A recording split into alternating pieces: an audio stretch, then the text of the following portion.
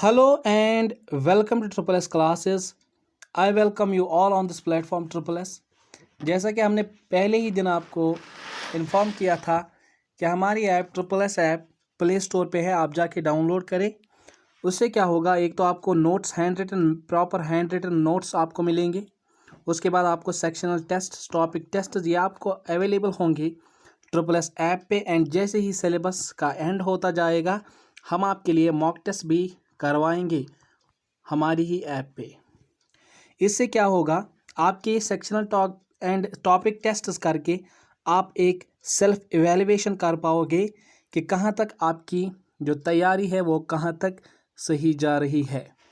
तो I hope that as a reminder मैंने आपको ये याद दिलाया कि आप जाके वो ऐप डाउनलोड कर सकते हैं, वहाँ पे टेस्ट्स अटेंड करके आप एक इवैल्यूएशन कर पाओ। तो आज की इस लेक्चर में जैसे हम पहले डिस्कस कर चुके हैं अबाउट बायोडाइवर्सिटी, उसके टाइप्स हमने देखे। आज के इस लेक्चर में हम डिस्कस करेंगे about conservation of biodiversity. But before proceeding on to conservation we shall discuss about loss of biodiversity. कैसे होता है loss of biodiversity? Loss of biodiversity अगर हम देखें तो जो एक बायोडाइवर्सिटी का लॉस होता है, पहले होता है इनके हैबिटेट के लॉस होने से, हैबिटेट लॉस से। फॉर एग्जांपल डिफरेंट जो प्रोसीजर्स है, डिफरेंट फिनोमेना प्रोसेस जो है, like deforestation, that is ruthless cutting of trees. Deforestation या जो फॉरेस्ट फायर्स होते हैं, जो होते ही रहते हैं फॉरेस्ट फायर्स, या हम बोल सकते हैं एनक्रोचमेंट ऑफ वाटर बॉडीज़। ये सब क्या है, इससे क्या होता है, एक जो बायोडाइवर्सिटी होती है उसका लॉस हो जाता है। फॉर एग्जांपल जो फॉरेस्ट में एक पर्टिकुलर स्पीसी के इंडिविजुअल्स थे, जैसे ही फॉरेस्ट फायर्स होते हैं तो कई बार मैक्सिमम जो इंडिविजुअल्स होते हैं, ऑर्गेनिज्म्स होते हैं, वो इस फॉरेस्ट फायर में मर जाते हैं, उनकी डेथ हो जाती है due to release of certain poisonous gases, या वो खुद जल जाते हैं, तो इनकी डेथ हो जाती है, लॉस ऑफ बायोडाइवर्सिटी हो जाता है। या अगर हम एनक्रोचमेंट देखेंगे वाटर बॉडीज़ का, को कई बार एनक्रोच होती है वाटर बॉडीज़, लाइक उसमें वेस्टेज डंपिंग होती है। उससे क्या होता है, जो माइक्रो ऑर्गेनिज्म, जो जितनी भी फिशेस होती हैं, उनकी डेथ हो जाती है। Like this is habitat loss. Habitat loss से क्या होगा, लॉस ऑफ बायोडाइवर्सिटी। दूसरा जो फैक्टर है, जो दूसरा जो रीज़न है फॉर लॉस ऑफ बायोडाइवर्सिटी, वो है habitat fragmentation. Habitat fragmentation like अगर कई बार हमें रेलवे लाइंस बिछानी पड़ती है, एंड वो जैसे ही हम प्रोसीड करते जाते हैं तो कई बार ये होता है कि एक फॉरेस्ट एरिया से ये रेलवे ट्रैक्स आपको बिछाने पड़ते हैं।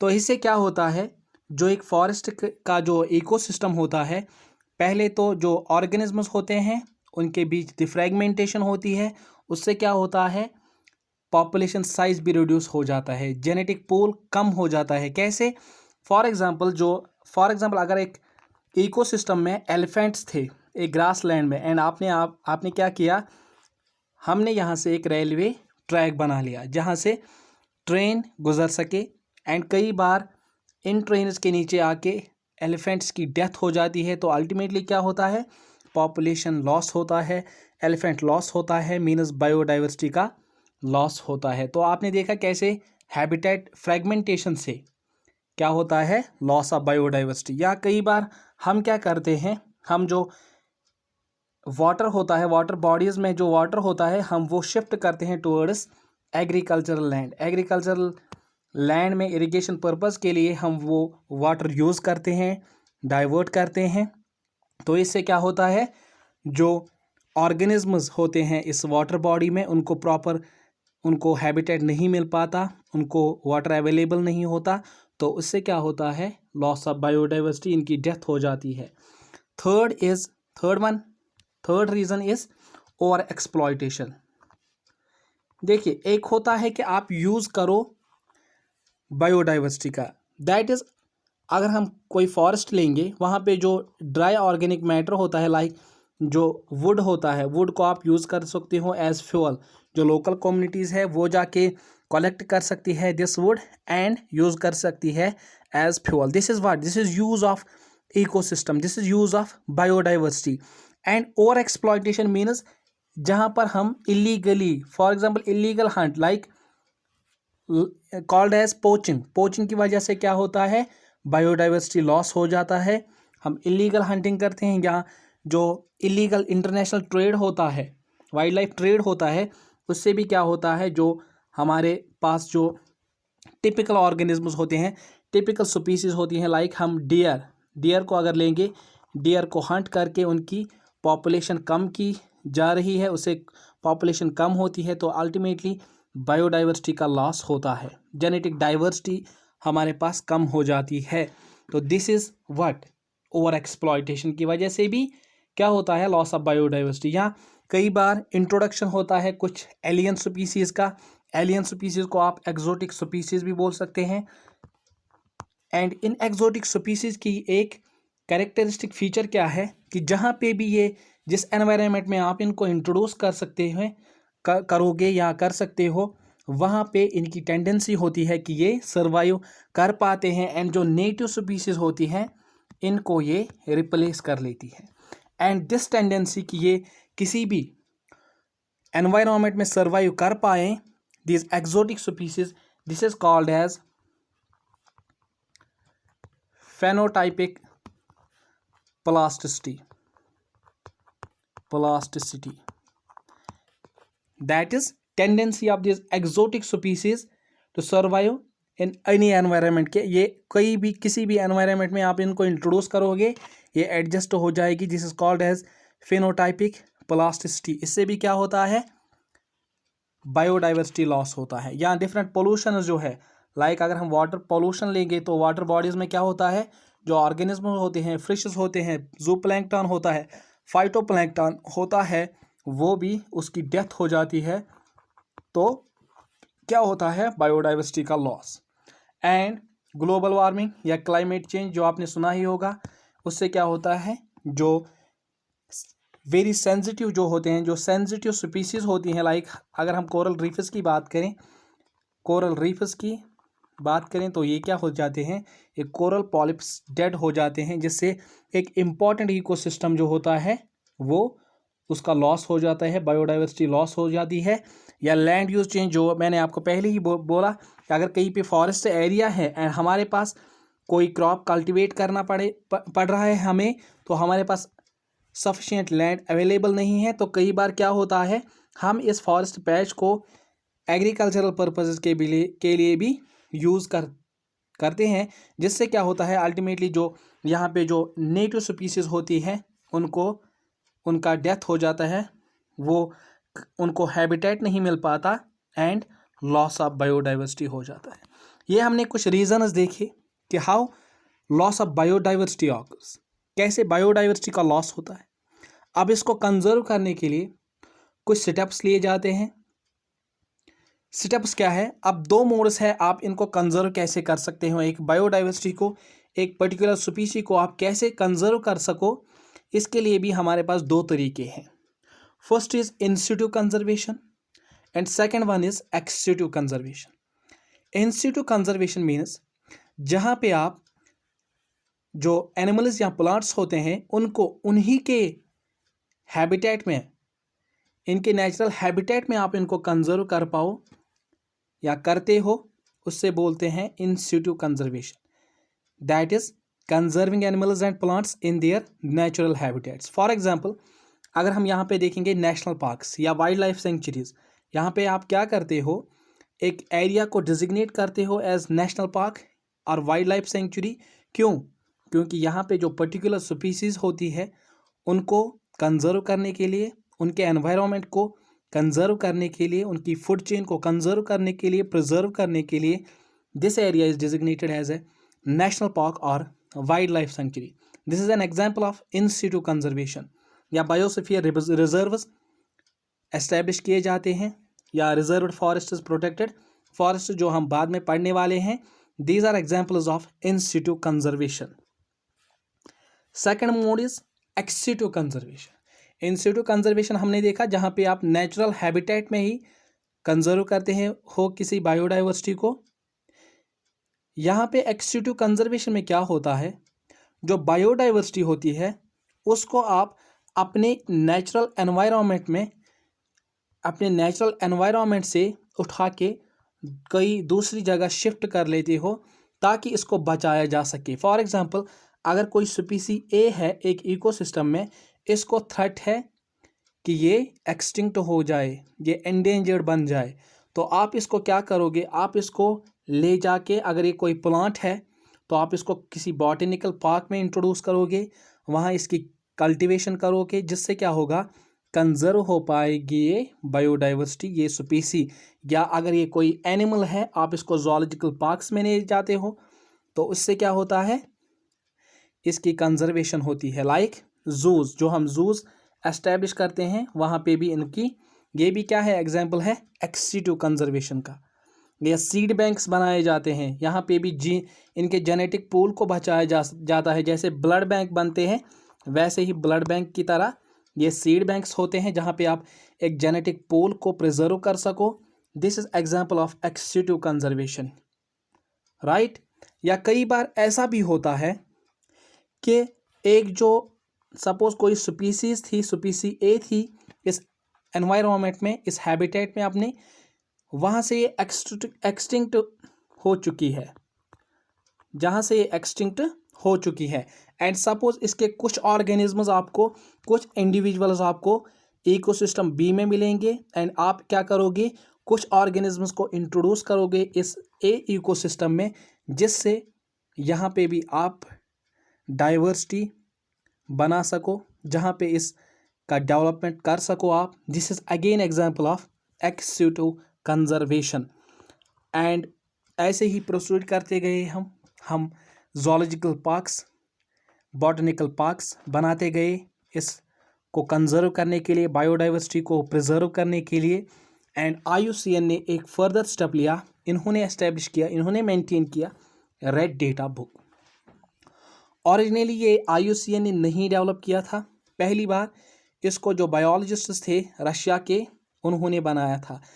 ये क्या है, ये रेड डेटा बुक एक पब्लिक डॉक्यूमेंट है, एक पब्लिक इंटरेस्ट में एक डॉक्यूमेंट प्रिपेयर किया जाता है, जहाँ पे रिकॉर्ड कर सको आप किन की जो एंडेंजर्ड स्पीसीज है, जिनके ऊपर खतरा मंडरा रहा है, या कोई रेयर स्पीसी है जिसके कुछ ही ऑर्गेनिज्म बचे हैं, या चाहे ये प्लांट्स हो, चाहे ये एनिमल्स हो, चाहे ये फंगई हो, इनको प्रिजर्व करने के लिए एक डॉक्यूमेंट बनाया गया ताकि इनकी रिकॉर्डिंग हो सके, जहाँ पे आप लोगों को अवेयर कर सको about their number, about their richness. This is what red data book एक डॉक्यूमेंट है।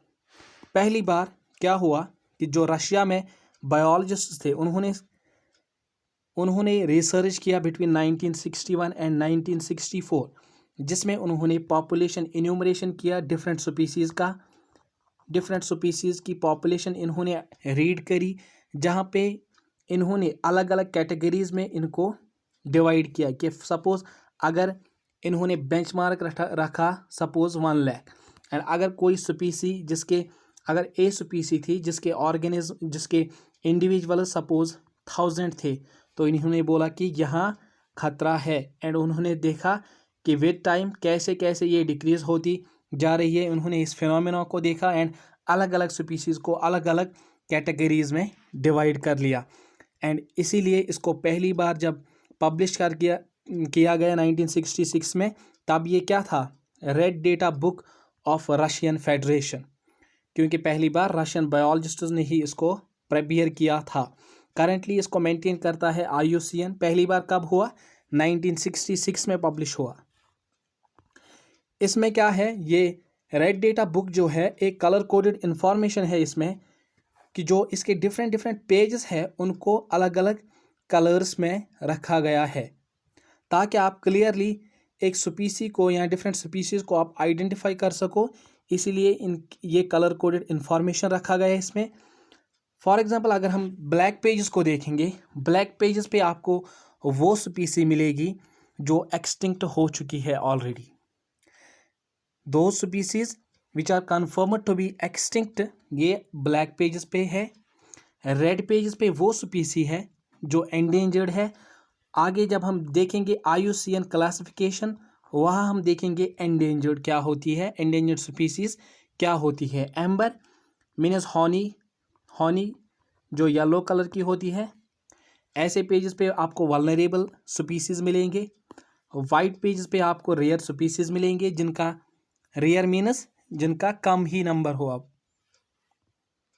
जो कम नहीं, मतलब जो कई पर्टिकुलर जियोग्राफिकल रीजन्स में ही आपको मिलेंगे, वो कहाँ है, वाइट पेजेस पे आपको मिलेंगे। ग्रीन पेजेस पे आपको वो स्पीसीज मिलेंगी जो पहले एंडेंजर्ड थी, लेकिन अब उन्होंने क्या किया, उन्होंने रिकवर करना स्टार्ट कर दिया, अपने ट्रैक पे फिर से आने लगी हैं। वो स्पीसीज आपको ग्रीन पेजेस में मिलेंगी। ग्रे पेजेस पे आपको वो स्पीसीज मिलेंगी जिनके बारे में ज़्यादा इंफॉर्मेशन बायोलॉजिस्ट्स को नहीं है, वर्ल्ड को नहीं है, वो आपको मिलेंगी कहाँ, ग्रे पेजेस में। उसके बाद आते हैं हम IUCN की क्लासिफिकेशन को। इन्होंने ये क्लासिफिकेशन क्यों दिया, ताकि आप जो लोग हैं, जो कम्युनिटीज़ है अराउंड द इकोसिस्टम्स, वो आइडेंटिफाई कर पाए इस बात को कि अगर कोई ऑर्गेनिज्म है, इसकी पॉपुलेशन कम हो चुकी है, इसको हमें प्रिजर्व, इसको हमें कंजर्व करना पड़ेगा। ये एक क्या है, डिस्क्रिप्शन है इनका। ये अलग अलग क्लासिफाई करना, ये एक डिस्क्रिप्शन देता है कि इस स्पीसी को प्रिजर्व करने की, कंजर्व करने की कितनी ज़्यादा ज़रूरत है। तो पहली क्लासिफिकेशन है extinct. Taxon means group of populations, that is आप इसको स्पीसी भी ले सकते हो। एक स्पीसी एक्सटिंक्ट तब मानी जाती है जब आपको कोई डाउट ना रहा हो, जब आपको बिल्कुल क्लैरिफाई हो ये बात, जब क्लैरिफाई हो दुनिया को कि जो लास्ट इंडिविजुअल था इस पर्टिकुलर स्पीसी का, उसकी डेथ हो चुकी है। अब वो कोई आपको इस पर्टिकुलर स्पीसी का ऑर्गेनिज्म इंडिविजुअल नहीं मिलेगा कहीं पे भी, तो इसे बोलते हैं एक्सटिंक्ट स्पीसीज। उसके बाद second classification is extinct in wild. Extinct in wild means जहाँ पे अगर एक पास रेंज देखा जाए, एक स्पीसी, फॉर एग्जांपल अगर अमेज़न फॉरेस्ट जो है, अगर वहाँ पे कोई एक स्पीसी ए थी फॉर एग्जांपल 1900 में जब पॉपुलेशन इन्यूमरेशन हुआ इनका, तो यहाँ पे ये स्पीसी थी, इनका नंबर था सपोज 1000, एंड आते आते जब 2020 में इनकी इन्यूमरेशन की गई तो आपको मिला कि यहाँ पे तो इस स्पीसी का कोई भी इंडिविजुअल नहीं है अब अवेलेबल, यानी कि सारे इंडिविजुअल्स मर चुके हैं। लेकिन हमने क्या देखा कि कहीं पे अमेज़न के आसपास ही कम्युनिटीज़ है, इन्होंने इसको प्रिजर्व कर लिया है। कुछ ऑर्गेनिज्म्स को जैसे ही इन्होंने नोटिस किया कि इनका नंबर घटता ही जा रहा है, तो इन्होंने इनको कैप्टिविटी में कल्टीवेट करना स्टार्ट कर दिया, चाहे ये प्लांट्स हो चाहे एनिमल्स हो। तो आपको फिर एनिमल्स आपको कहाँ, कैप्टिविटी या जिनकी अलग से कल्टीवेशन की जा रही हो, एंड जो इनका नेचुरल हैबिटेट था वहाँ पे इनका कोई भी ऑर्गेनिज्म नहीं मिलेगा आपको। This is extinct in wild. उसके बाद एक और क्लासिफिकेशन है क्रिटिकली एंडेंजर्ड। किन स्पीसीज को आप बोल सकते हो क्रिटिकली एंडेंजर्ड? इसके लिए क्राइटेरिया है IUCN का। इन्होंने बोला जहाँ पे आप किसी स्पीसी की पॉपुलेशन देखो कि ये पॉपुलेशन इनकी रिड्यूस हो चुकी है, जो इनकी पॉपुलेशन थी वो अबाउट 90% लॉस हो चुका है। Reduction is population is more than about 90% from last 10 years. For example अगर आपने एक इकोसिस्टम में स्पीसी ए थी, किसी फॉरेस्ट में एक स्पीसी थी ए, इसका नंबर था 100, कब, सपोज 2010 में, एंड 2020 में जब फिर से पॉपुलेशन इन्यूमरेशन किया गया तो आपको क्या मिला, आपको मिला कि ये 1000 से होके इनकी पॉपुलेशन 900 घट चुकी है, 900 इनके मर चुके हैं इंडिविजुअल्स। अब खाली इनकी 100 पॉपुलेशन बची है, 100 इंडिविजुअल्स बचे हैं। दिस इज़ व्हाट एक क्राइटेरिया स्पेसिफाई करता है कि ये स्पीसी को आप डिजिग्नेट कर सकते हो एज क्रिटिकली एंडेंजर्ड। एंड दूसरा जो क्राइटेरिया है कि आपको तकरीबन 50 से कम ही 40-30 इंडिविजुअल मेचर इंडिविजुअल्स ही मिलेंगे। मेचर इंडिविजुअल्स मीनस वो इंडिविजुअल जो क्या है, जो ऑफस्प्रिंग्स प्रोड्यूस कर सकेंगे। ये क्राइटेरिया है, that is reduction in population about more than 90% over last 10 years and less than 50 mature individuals. उसके बाद एक और क्लासिफिकेशन दिया एंडेंजर्ड का। एंडेंजर्ड स्पीसी क्या है? एंडेंजर्ड स्पीसी एक ऐसी स्पीसी जहाँ पे ये क्राइटेरिया फॉलो हो, that is population reduction over 70% over last 10 years and population size, जैसे हमने पॉपुलेशन इन्यूमरेशन किया तो एस्टिमेट ये लगाया गया कि अब कुछ 250 के आसपास ही इंडिविजुअल्स मिलेंगे, मेच्योर इंडिविजुअल्स। तो इसको आप डिजिग्नेट कर सकते हो। इसको डिजिग्नेट किया गया IUCN की तरफ से एज एंडेंजर्ड। एंड वल्नरेबल वो पॉपुलेशन अबाउट 50% जो रिड्यूस हो चुकी हो और लास्ट 10 years। एंड अगर पॉपुलेशन साइज देखा जाए तो कुछ 10,000 मेच्योर इंडिविजुअल्स ही इस पॉपुलेशन के अवेलेबल है। तो दिस इज वल्नरेबल। अब यहाँ तक तो काम था IUCN का। अब एक और international environmental organisation I, UNESCO. इसकी जो इंटरनेशनल कोऑर्डिनेटिंग काउंसिल था, इन्होंने क्या किया, 1971 में इन्होंने इंट्रोड्यूस किया MAB program, that is man and biosphere program. इसमें क्या किया इन्होंने, ये एक इंटर गवर्नमेंटल, जहाँ पे वर्ल्ड के जितनी मोस्ट कंट्री जो थी वो एकजुट आई, वो एक साथ आई। उन्होंने ये डिसाइड किया थ्रू यूनेस्को, इन्होंने ये स्टेप लिया कि एक साइंटिफिक प्रोग्राम बनाया जाए ताकि जो मैन एनिमल कॉन्फ्लिक्ट होते हैं, जैसे हमने देखा था हैबिटेट लॉस बायोडाइवर्सिटी कैसे होता है कि कई बार फॉर एग्जांपल अगर हम हिमालयन रीजन्स में देखेंगे, जो स्नो लियोपोर्ड्स होते हैं वो एक तो क्या होते हैं, इन कम्युनिटी के एनिमल्स के लिए भी हार्मफुल होते हैं एंड खुद जो कम्युनिटी के इंडिविजुअल्स होते हैं, लोग होते हैं, कई बार इनके लिए भी हार्मफुल होते हैं, इनको भी काफ़ी ज़्यादा नुकसान पहुंचाते हैं। चाहे हम इनके फ्रूट्स की बात करें, फसलों की बात करें, या हम इनके एनिमल्स को देखें, या हम खुद कम्युनिटी के इंडिविजुअल्स की बात करें, कई बार ये कॉन्फ्लिक्ट में आ जाती हैं इन स्नो लियोपार्ड्स के। एंड अल्टीमेटली क्या होता है, ये इन स्नो लियोपार्ड्स को मार लेते हैं, जिससे क्या हुआ, फिर से लॉस ऑफ बायोडाइवर्सिटी हुआ। तो इसी कॉन्फ्लिक्ट को मिनिमाइज करने के लिए सारी गवर्नमेंट्स जो है वो एकजुट आई थ्रू यूनेस्को। इन्होंने ये इनिशिएटिव लिया 1971 में कि एक ऐसा प्रोग्राम बनाया जाए ताकि जो लोग हैं वो लोग और उनके जो आसपास बायोडाइवर्सिटी है वो इको फ्रेंडली रह सके, वो फ्रेंडली रिलेशंस बना सके अपने एनवायरनमेंट के साथ, जो मैन एनिमल कॉन्फ्लिक्ट है उसको मिनिमाइज कर सके, बायोडाइवर्सिटी को वो प्रिजर्व करने के लिए स्टेप्स ले, खुद community initiatives from grass root level ही ये इनिशिएटिव लिया जाए। इसके लिए यूनेस्को ने 1971 में इंट्रोड्यूस किया MAB program, man and biosphere program. And अगर हम इंडिया की बात करें, इंडिया थोड़ा लेट ही, लेकिन 1986 में इंडिया ने भी इंट्रोड्यूस किया नेशनल बायोस्फीयर रिजर्व प्रोग्राम 1986 में।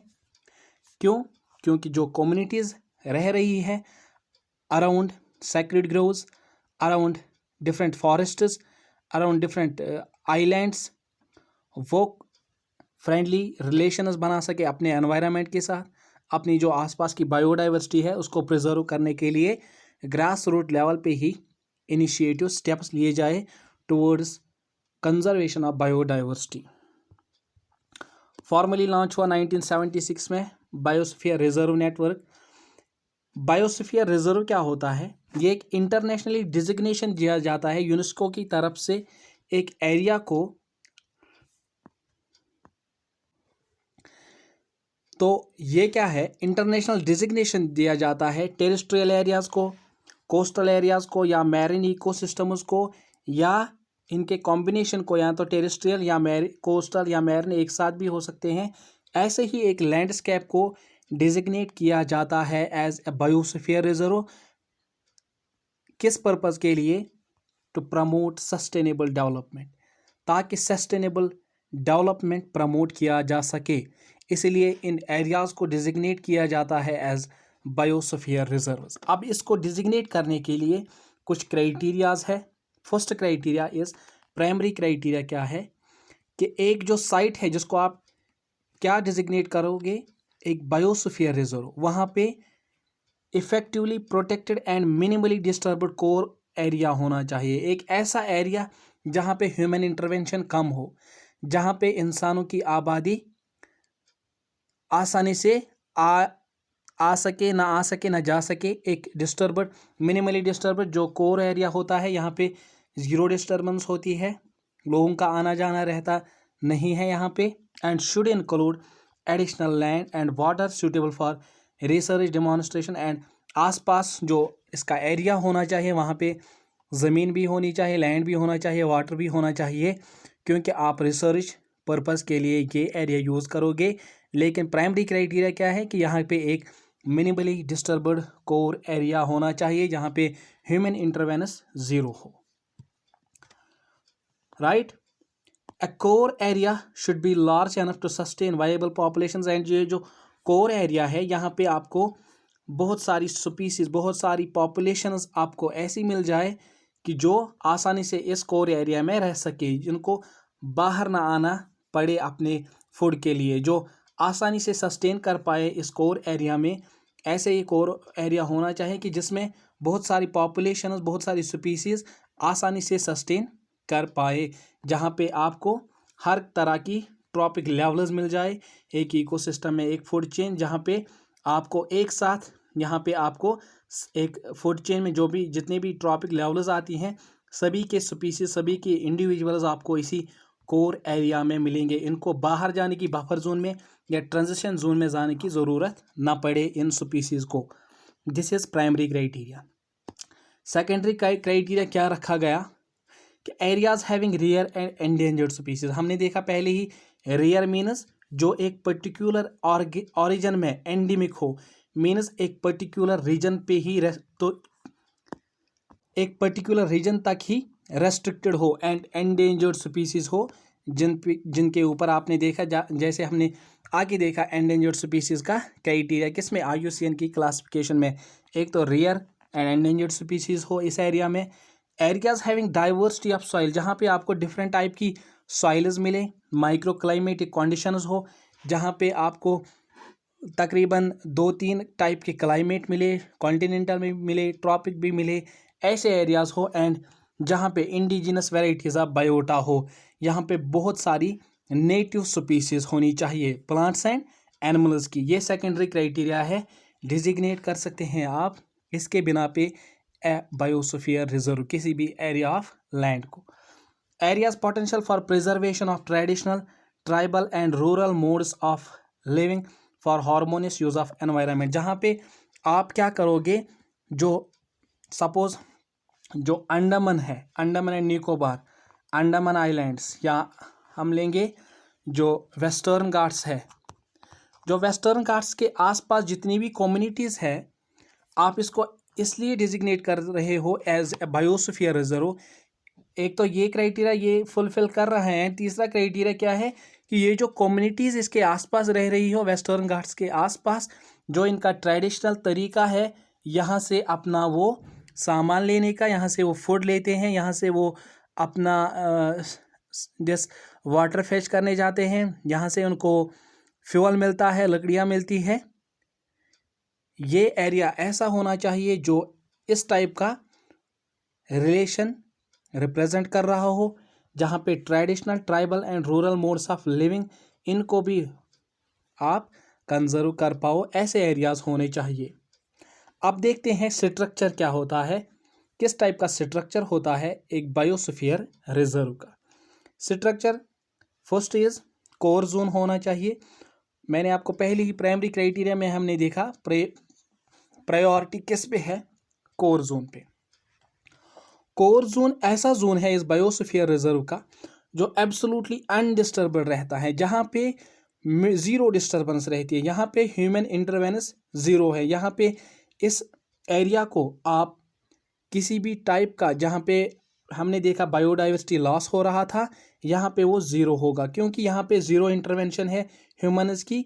यहाँ पे आपको हैबिटेट लॉस नहीं होगा, यहाँ पे हैबिटेट फ्रैगमेंटेशन नहीं होगी, यहाँ पे लैंड यूज चेंज नहीं अलाउ किया जाएगा इस एरिया में।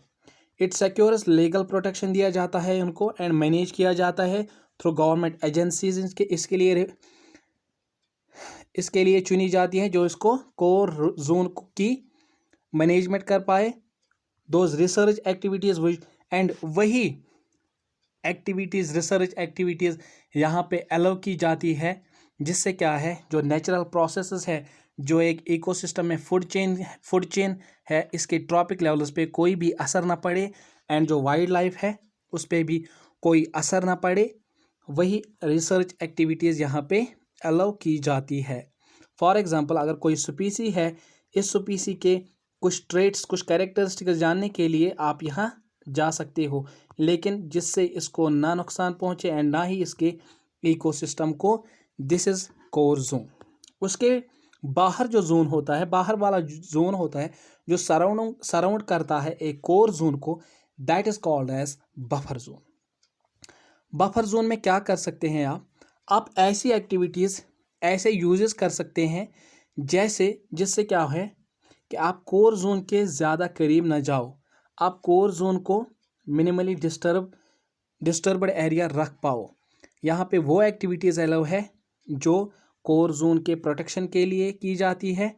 दीज एक्टिविटीज़ इंक्लूड, यहाँ पे रेस्टोरेशन हो सकता है, रिक्रिएशन, टूरिज्म एक्टिविटीज़ भी अलाउ होती है, फिशिंग, ग्रेजिंग ऑफ एनिमल्स। क्योंकि अगर बफर जोन के अंदर ये गए, वो कोर जोन में चले जाएंगे, यहाँ पे ग्रेजिंग अलाउ नहीं है। ग्रेजिंग कहाँ अवेलेबल है? बाहर बफर जोन में। इससे क्या होगा? कोर जोन की protection which are permitted to reduce its effect on core zone, क्योंकि कोर जोन पे ज़्यादा इफेक्ट ना पड़े, इसीलिए बफर जोन्स में ये सभी एक्टिविटीज़ अलाउ की जाती है। ह्यूमन एक्टिविटीज़ तब तक परमिट है जब तक इनका कोई इकोलॉजिकल डाइवर्सिटी, जो बायोडाइवर्सिटी है, इस पे कोई असर ना पड़े, तब तक आप यहाँ ग्रेजिंग, फिशिंग कर सकते हो। रेस्टोरेशन, रिक्रिएशन, टूरिज्म यहाँ पे अलाउ तब तक ही है जब तक कोई बायोडाइवर्सिटी को खतरा ना हो, राइट। उसके बाहर जो है, बाहर वाला, सबसे बाहर वाला area, that is transition zone. Transition zone क्या है? आउटर मोस्ट पार्ट है, a zone of cooperation where conservation knowledge and management skills are applied and uses are managed in harmony with the purpose of biosphere reserve। यहाँ पे ये zone जो है, zone of corporation है, जहाँ पे conservation की जाती है, यहाँ पे मैनेजमेंट स्किल्स अप्लाई किए जाते हैं, कैसे कोर जोन को बचाया जा सके, and uses are managed and uses activities allow की जाती है with the purpose of biosphere reserve. इस बायोस्फीयर रिजर्व को प्रोटेक्ट भी किया जाता है एंड कुछ एक्टिविटीज़ अलाउ भी की जाती है। अब हम देखेंगे इंडिया में कितने बायोस्फीयर रिजर्व्स है। इंडिया में तकरीबन कुल मिला के टोटल में 18 बायोस्फीयर रिजर्व्स है। कौन कौन है? खाली आपको इसमें याद रखना है, एक तो इनके नाम याद रखने हैं एंड दूसरा किस स्टेट में है, एंड की फॉना टाइप। ये इतना इम्पॉर्टेंट नहीं है, फिर भी आप नोट्स से ये देख लेना। लेकिन यहाँ पे आपको मैं डिस्कस करूँगा अब विद यू अबाउट कि कहाँ पे है एंड किस स्टेट में है। फॉर एग्जांपल, अगर हम देखेंगे, great run of Kutch Gujarat में है, गल्फ ऑफ मन्नार ये सबसे बड़ा है, आई थिंक प्रोबेबली आप देख लेना, सबसे बड़ा लार्जेस्ट यही है, लार्जेस्ट गल्फ ऑफ मन्नार ही है। ये आपको मिलेगा तमिलनाडु में। Sorry, largest biosphere reserve is this great run of Kutch, जो कि गुजरात में है, गल्फ ऑफ मन्नार तमिलनाडु में, सुंदरबंस वेस्ट बंगाल में है। ये यहाँ पे आपको की स्पीसी क्या है? रॉयल बंगाल टाइगर, ये आप याद रख सकते हैं। कोल्ड डेजर्ट हिमाचल प्रदेश में, नंदा देवी इज इन उत्तराखंड। उसके बाद नीलगिरी तमिलनाडु, केरला, ये 3 स्टेट्स में है। दिबांग अरुणाचल प्रदेश में। उसके बाद हमारे पास है पंचमढ़ी। पंचमढ़ी कहाँ पे है? मध्य प्रदेश में। शेषाचलम हिल्स आंध्र प्रदेश में। सिमलीपाल ओडिशा में, राइट। आपको ये नाम याद रखने हैं एंड स्टेट्स भी। अचानकमार अमरकंटक मध्य प्रदेश एंड छत्तीसगढ़ रीजन में आता है। मानस इज इन असम। कंचनजोंगा सिक्किम में है। अगस्थमालय केरला एंड तमिलनाडु रीजन में। ग्रेट निकोबार अंडमान निकोबार आइलैंड्स में। नोकरेक, नोकरेक कहाँ पे है? मेघालय में। डिब्रू सोखावा, डिब्रू सोखावा के बारे में आप याद रखें, this is smallest biosphere reserve in India. Dibru Saikhowa ये असम में है and Panna is in Madhya Pradesh. And among these 18 biosphere reserves, इनमें 10 वो है that have been recognised under world network of biosphere reserves by UNESCO. कौन कौन ये 10 है? Nilgiri, Sundarbans, Nanda Devi, great Nicobar, Pachmarhi, Nokrek, Similipal, gulf of Mannar, Achanakmar Amarkantak and Agasthyamala. ये 10 ऐसे बायोस्फीयर रिजर्व्स है which have been recognized on world network of biosphere reserves by UNESCO. This was all about today's session. Hope that आज का session आपको समझ आ गया होगा एंड ये आपके लिए फ्रूटफुल रहे आपके आने वाले एग्जाम्स में। फिर से लास्ट में एक रिमाइंडर फिर से आप सुने, SSS ऐप प्ले स्टोर पे आप जाके डाउनलोड कर सकते हैं। उसके बाद आप क्या करोगे, नोट्स वहाँ से ले सकते हैं एंड आपको वहाँ पे सेक्शनल एंड टॉपिक टेस्ट्स मिलेंगे जो अवेलेबल हो चुके हैं। वहाँ पे आप वो टेस्ट्स अटेंड करके एक सेल्फ इवैल्यूएशन कर सकोगे कि कहाँ तक आपकी तैयारी सही चल रही है। That was all about today's session. Thanks, have a good day.